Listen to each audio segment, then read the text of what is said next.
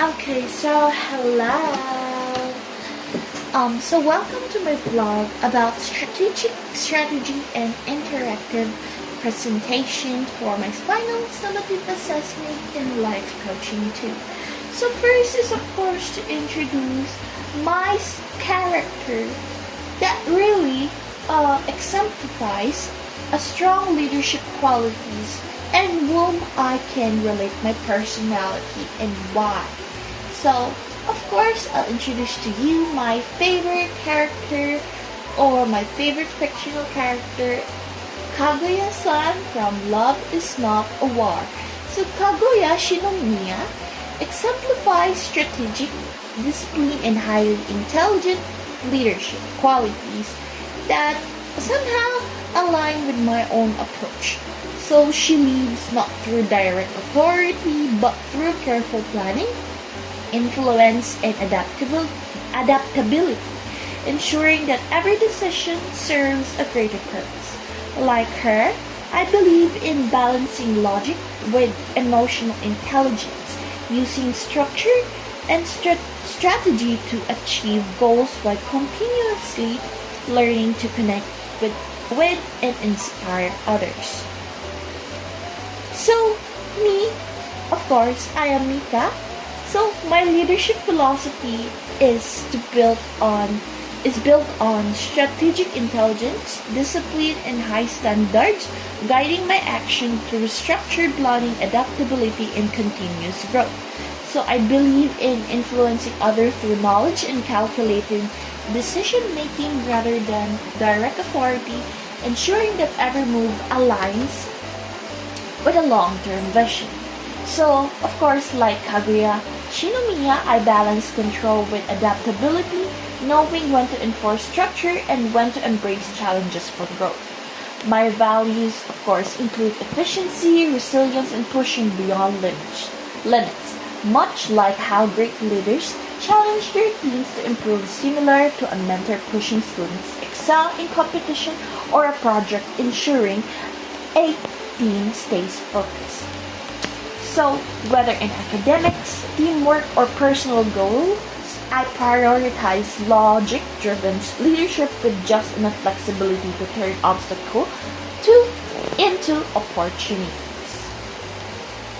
So, my current leadership are rooted in strategic thinking, discipline, and high standards, which allows me to plan effectively, set clear goals, and guide others through logic-driven decision making. Like Kaguya-sama, I excel in analyzing situation, anticipating outcomes, and influencing others without direct authority. But I recognize that I need to improve in balancing emotional intelligence with my structured approach to foster stronger connection with people. And during my visit, of course, here I am visiting the library, but I need to keep quiet. So among the book that caught my eye is, of course, this, but I'll reveal it first. Okay, so here I am signing the borrow card and as well as signing the monitoring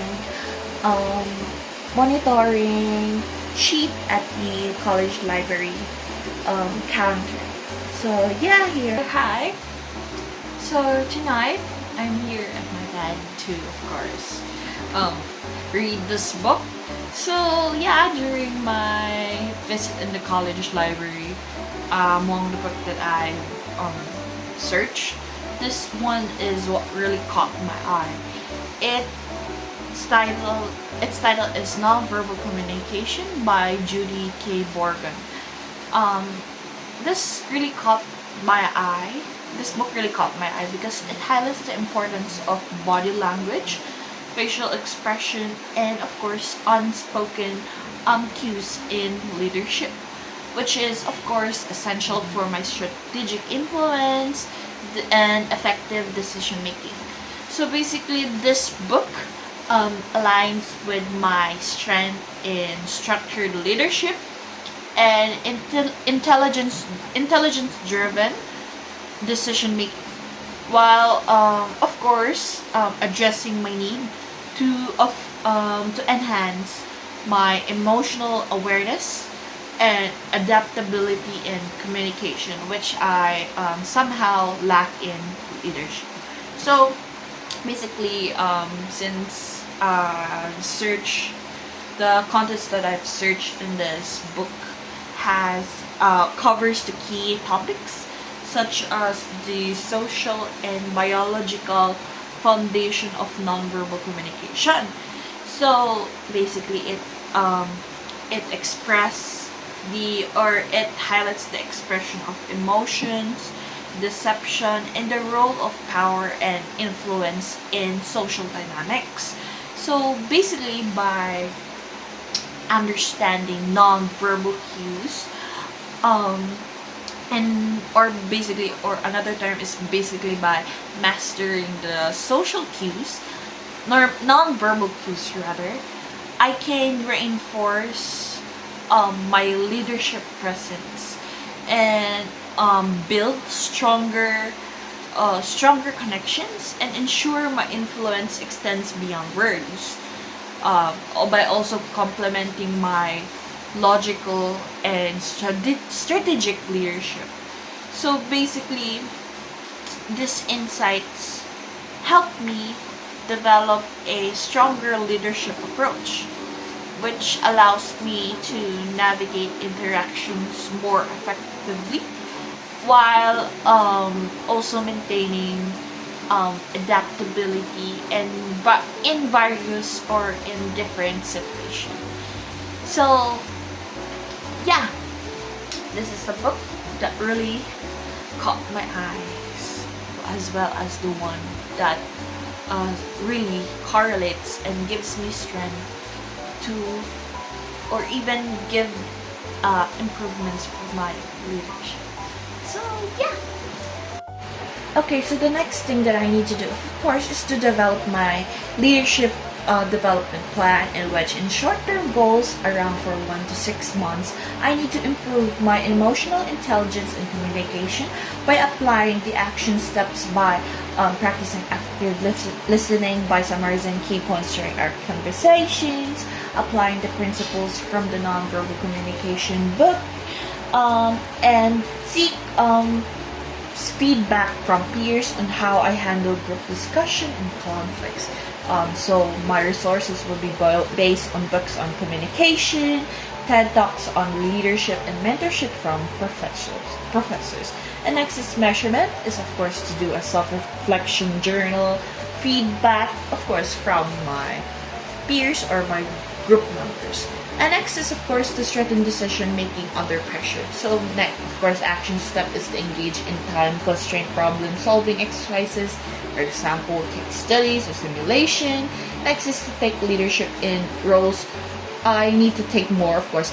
I'm taking leadership roles, but I need to more like take more in academic project, clubs, or even on competition. And of course, I need to learn crisis management strategy through leadership books or online courses. And then resources, of course, it could be on the Harvard Business Review case studies, or like, of course, leadership workshops. And next is measurement. Of course, my performance in high pressure academic settings and self-assessment.